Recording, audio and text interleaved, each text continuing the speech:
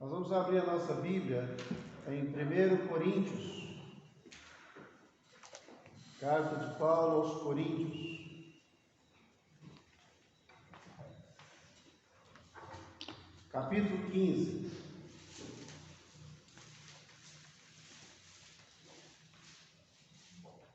1 Coríntios, capítulo 15, versículo 3 e 4. Porque eu vos entreguei primeiramente o que também recebi, que Cristo morreu por nossos pecados, de acordo com as Escrituras, e que foi sepultado, e que ele ressuscitou ao terceiro dia, de acordo com as Escrituras. Deus nos abençoe através da sua palavra. Os irmãos podem se sentar. Quem está escrevendo esta carta é o apóstolo Paulo. Os destinatários a quem Paulo estava escrevendo eram os irmãos da igreja que estava em Corinto.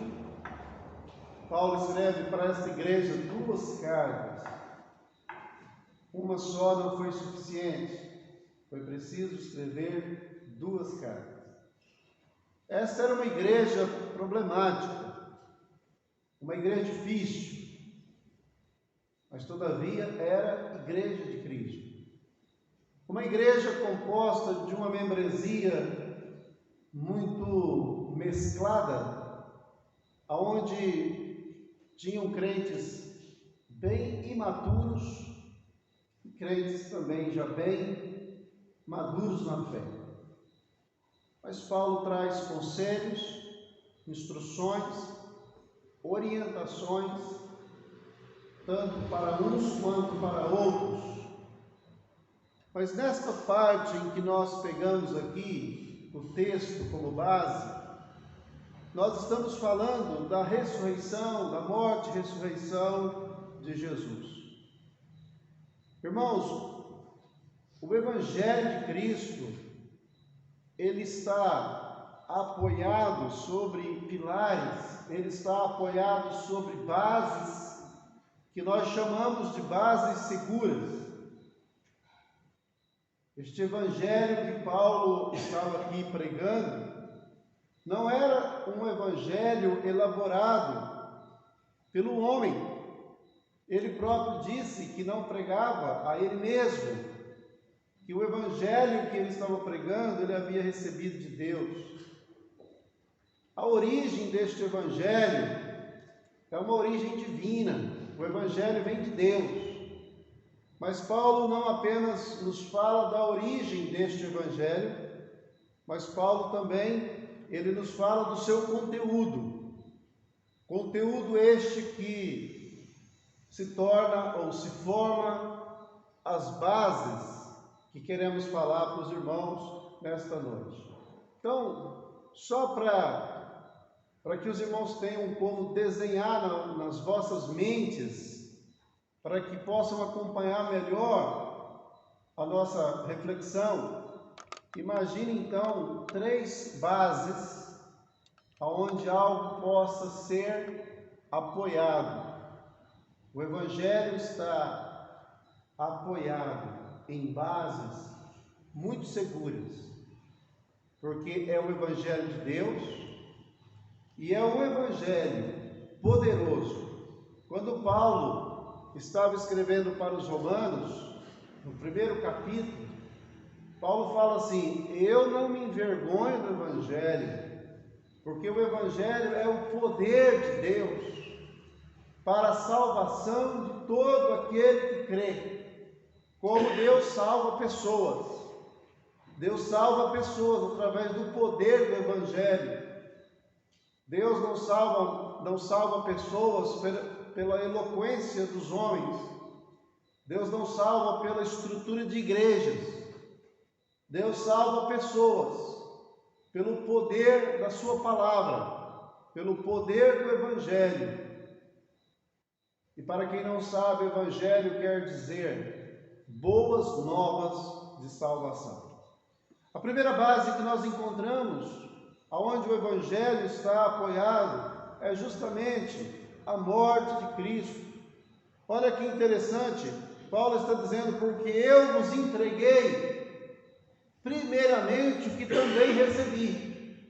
Paulo está dizendo que ele está sendo um fiel dispenseiro, ele está passando para os irmãos aquilo que Cristo Jesus já havia passado para ele. E o que é que Cristo, o que é que Deus havia passado para ele?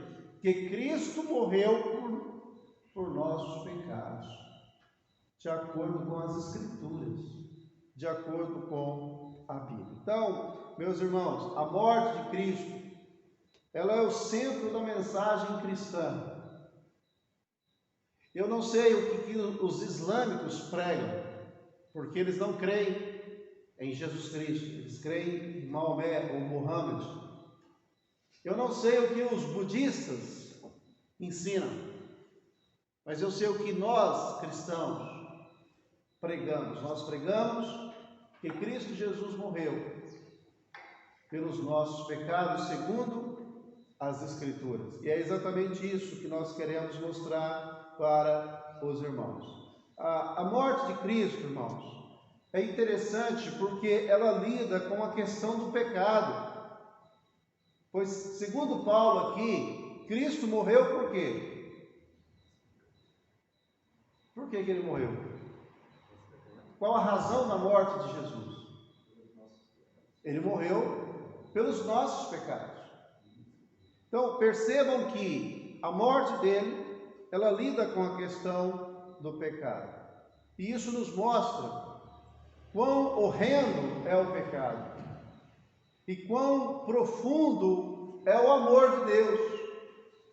O pecado, ele é tão terrível, tão danoso, tão horrendo, que a única maneira que o próprio Deus encontrou para livrar o homem dele era através da morte do seu filho. E aqui está muito evidente o grande amor profundo de Deus para com esta humanidade. Deus amou o mundo de uma maneira tão grande, tão profunda, que Ele deu o seu Filho para morrer em nosso lugar. Então, meus irmãos, aqui também nós podemos ver o quão santo é o caráter de Deus e quão alto foi o preço que Ele pagou para que nós pudéssemos ser salvos. Nós ensinamos que a salvação é de graça, e de fato ela é. Mas a salvação não foi de graça para Deus. Custou um alto preço.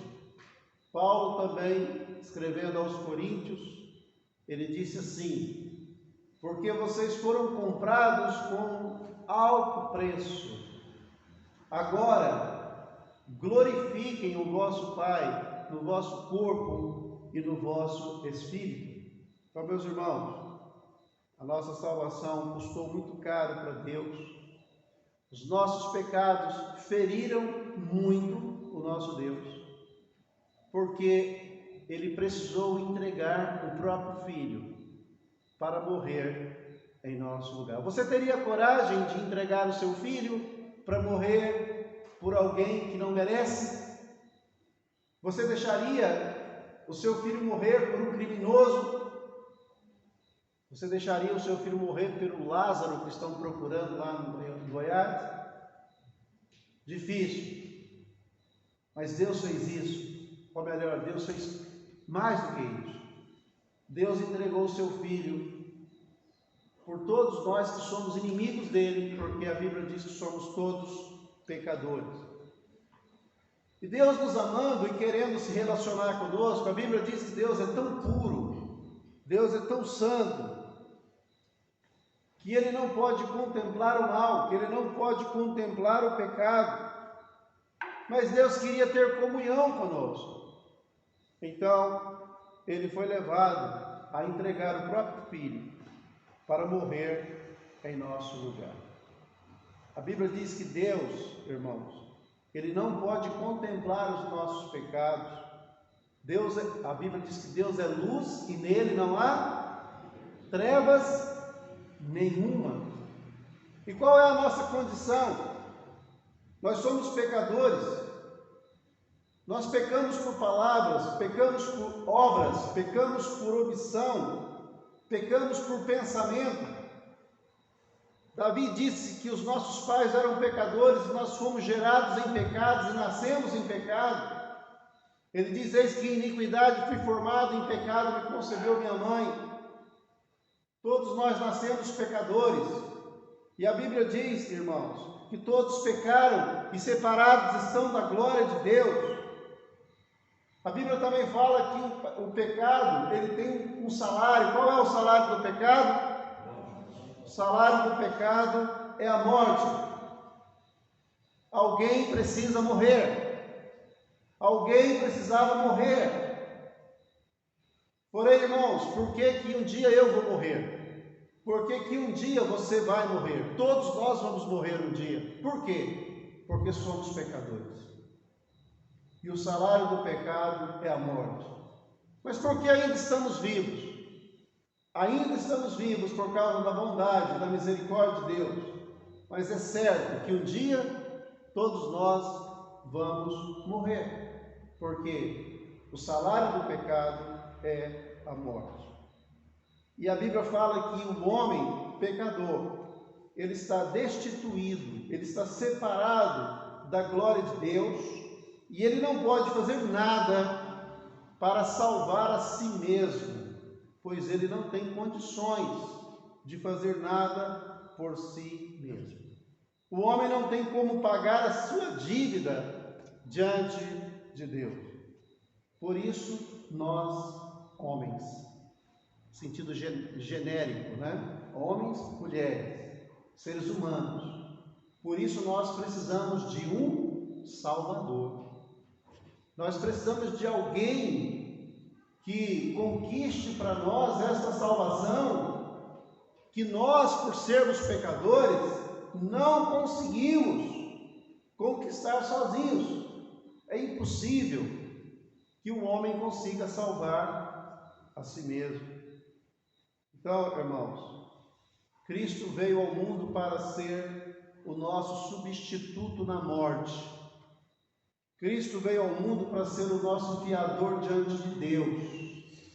Ele tomou o nosso lugar. Ele obedeceu a lei por nós. Ele carregou sobre o seu corpo, lá na cruz, todos os nossos pecados. A Bíblia diz, através do profeta Isaías, que Deus fez cair sobre ele a iniquidade de todos nós. Ele foi ferido pelos nossos pecados, ele foi esmagado pelas nossas transgressões. E a Bíblia diz que ele se fez pecado e maldição por nós. Às vezes nós ficamos pensando, por que Jesus veio ao mundo?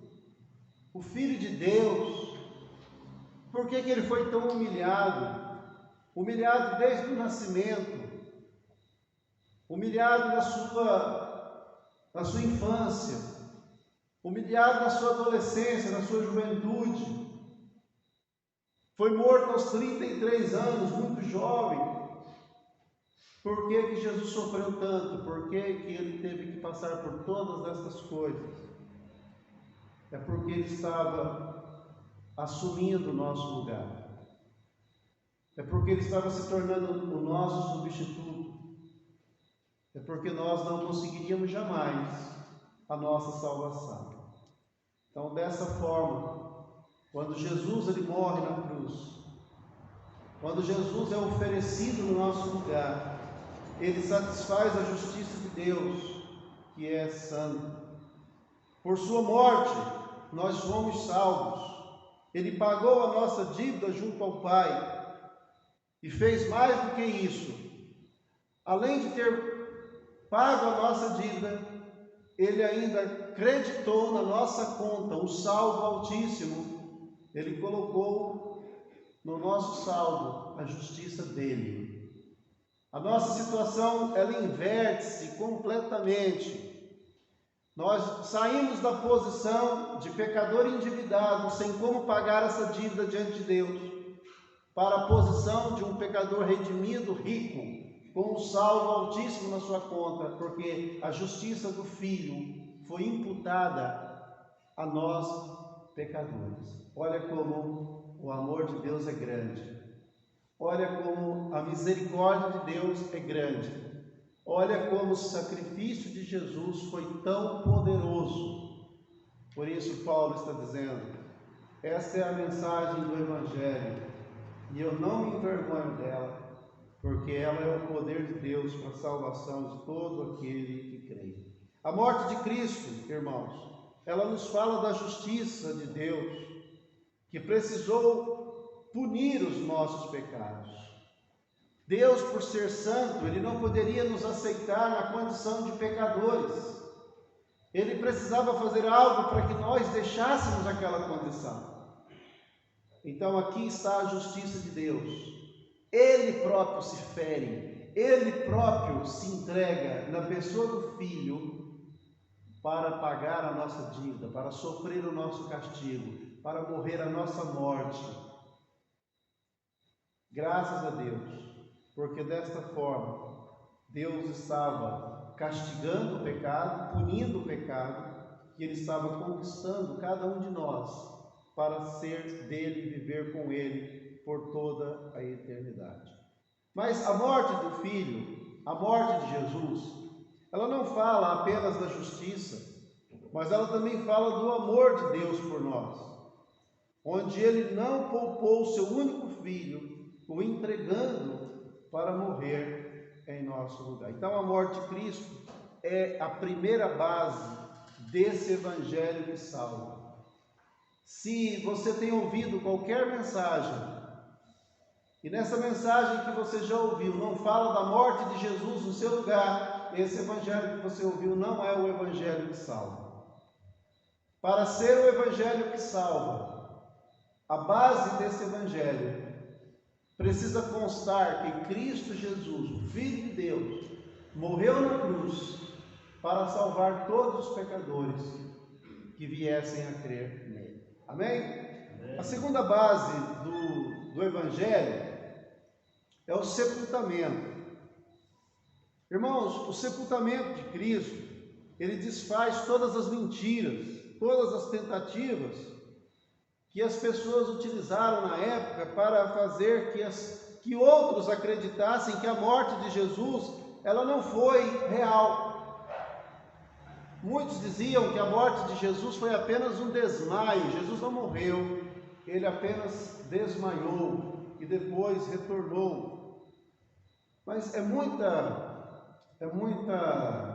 insanidade pensar que um ser humano, pois Jesus era ser humano também, é muita insanidade pensar que um ser humano que havia sido exposto a tantos esforços físicos, a tantos sofrimentos, durante o percurso em que ele carregava a cruz até o Calvário, houve um momento em que ele não aguentou carregar a cruz, ele era magro, ele era franzino, ele era judiado, ele tinha apanhado muito. Ele estava com o rosto inchado, de tanto pegarem na barba dele e arrancar. Ele estava muito machucado, sangrando, e ele não tinha forças para carregar a cruz, que pesava aproximadamente 70 quilos. Foi preciso que alguém o ajudasse a carregar a sua cruz. É muita insanidade pensar que este homem que ficou pendurado na cruz tantas horas, os pés pregados, as mãos pregadas, todo o peso do corpo descansando nas mãos, resistindo por algum tempo e depois não aguentando. É muita insanidade pensar que alguém poderia sobreviver àquela situação. Mas para se cumprir as Escrituras, irmãos, era preciso que os corpos fossem tirados da cruz, ia ter festa no outro dia.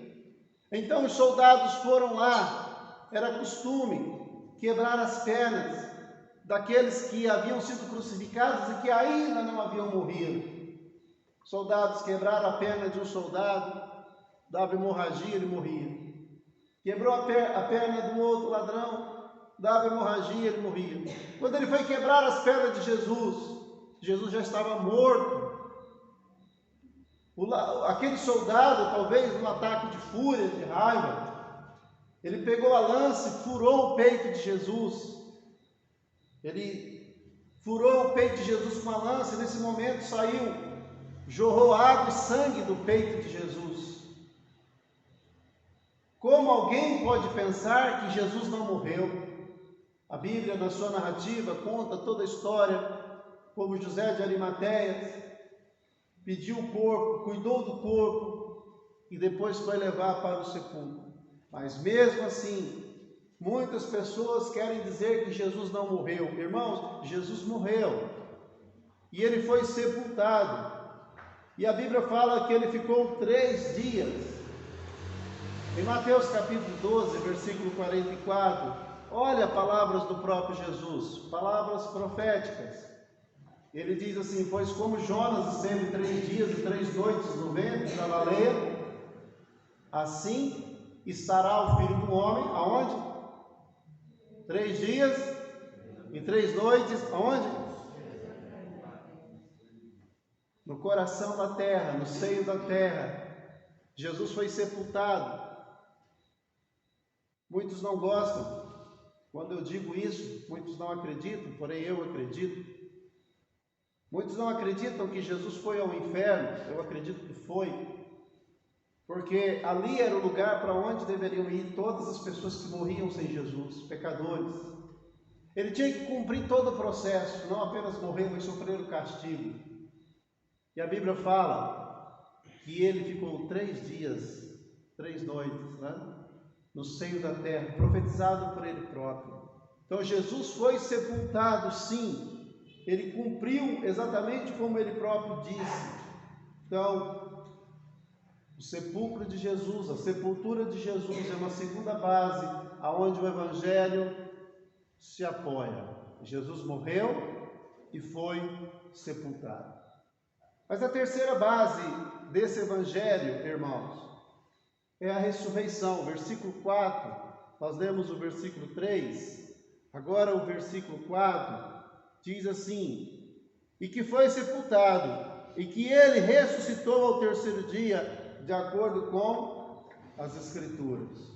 Bom, tudo teria sido muito triste se a mensagem do Evangelho ela parasse aqui na morte e sepultamento de Jesus. Sabe o que iria acontecer, irmãos? Se Jesus tivesse morrido e sido sepultado, sabe o que teria acontecido? Nós não iríamos para o inferno, porque Cristo então teria morrido por nós, então já não haveria mais castigo. Mas só isso. Talvez aí cairíamos naquelas doutrinas heréticas de muitas pessoas que pensam que nós somos como uma galinha, como um porco, um cavalo, uma vaca, que morre e deixa de existir. Muitos pensam isso. Mas a nossa vida, ela é infinita, ou a nossa existência, ela é infinita. Tanto para aqueles que vão morar no céu, quanto para aqueles que vão morar no inferno. A vida, ela é infinita. Deus nos fez assim. Nós não podemos ser destruídos. Nós nunca vamos deixar de existir. Ou no céu ou no inferno, nós sempre vamos existir.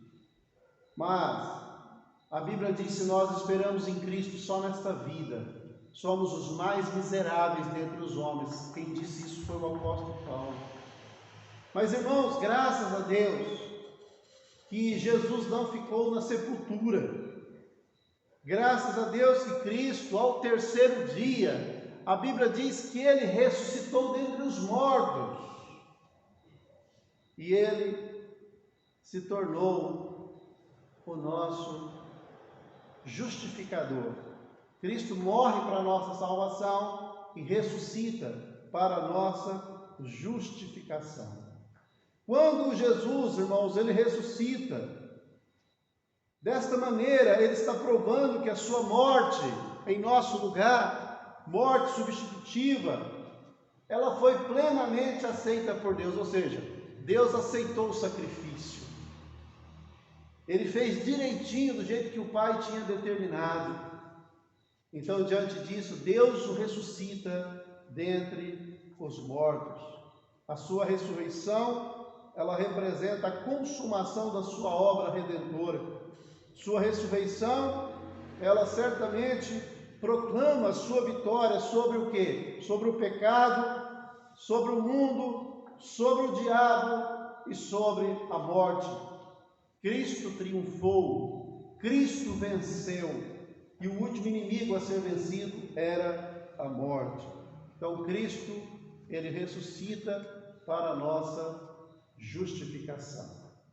Agora a sua ressurreição, ela abre o caminho para uma intercessão eficaz ao nosso favor. Aonde Jesus está hoje? A Bíblia diz que ele está ao lado direito do Pai, lá no céu, no trono, fazendo o quê? Intercedendo junto ao Pai por cada um de nós. É tão maravilhoso que Deus não vê os pecados que eu cometo. Sabe por quê? Porque Jesus não deixa. Porque Jesus, ele me blinda diante de Deus. Porque Jesus, ele se coloca entre eu e Deus. E quando Deus olha na minha direção, o que ele vê? Ele vê a imagem do Filho, porque Cristo é o meu Salvador. Porque Cristo morreu para me salvar. Porque eu estava indo para o inferno, mas Ele não deixou. Ele me resgatou da maldição. Ele morreu no meu lugar. Ele sofreu o meu castigo. E Ele colocou a justiça dele em mim. Então agora Deus não me destrói. Deus não me consome. Porque a justiça de Cristo está em mim. Então graças a Deus que agora Ele intercede. Porque há um só Deus e um só mediador entre Deus e os homens, Jesus Cristo, o homem. Amém? Graças a Deus. A sua ressurreição é a garantia, irmãos, de que a morte não tem a última palavra. Jesus venceu a morte e, desta forma, Ele triunfou sobre ela. Nós morreremos com Cristo, mas nós também ressuscitaremos com Ele. A Bíblia diz que aqueles que dormem em Cristo, estes aguardam o quê? O que que os mortos em Cristo estão aguardando o quê? O dia da ressurreição. Porque Jesus falou, aquele que crê em mim, ainda que esteja morto, viverá. A ressurreição será num corpo incorruptível, um corpo poderoso, um corpo glorioso, espiritual, um corpo celestial. Teremos um corpo semelhante ao corpo de Jesus, um corpo de glória, e não estaremos mais sujeitos às limitações do nosso corpo de humilhação que temos aqui. Hoje eu vivo num corpo de humilhação, um corpo que apodrece, um corpo que peca, um corpo depravado, como diz a Bíblia. Mas depois da minha morte, quando esta minha carne morrer, eu vou ressuscitar com Cristo. Porque Cristo é o meu Salvador. Porque Ele morreu para a minha salvação. Ele foi sepultado e Ele ressuscitou no terceiro dia. E nós temos essa esperança gloriosa de que um dia Cristo nos ressuscitará e nós estaremos com Ele para sempre. Amém? Então, as três bases deste Evangelho, aonde este Evangelho está depositado, apoiado, Cristo morreu por nós. Paulo diz, segundo as Escrituras. Cristo morreu pelos nossos pecados, segundo as Escrituras. Ele foi sepultado, não tem como negar isso, mas Ele ressuscitou ao terceiro dia. Está à direita do Pai, intercedendo por nós. Agora vocês vão entender o sentido de João capítulo 14, versículo 1, 2 e 3. Jesus disse, quando Ele se apresenta para os seus discípulos, Ele disse, não se turbe o vosso coração. Credes em Deus, credes também em mim. Na casa do meu Pai há muitas moradas. Se não fosse assim, eu não vos teria dito. vou preparar-vos lugar. E se eu for e vos preparar lugar, eu voltarei e vos levarei para mim mesmo, para que onde eu estiver, estejais vós também. Aguardamos o retorno, a volta de Jesus, para nos levar para a sua presença. Quem crê em Cristo, ainda que esteja morto, viverá. Amém? Amém? Deus nos abençoe através dessa palavra, que cada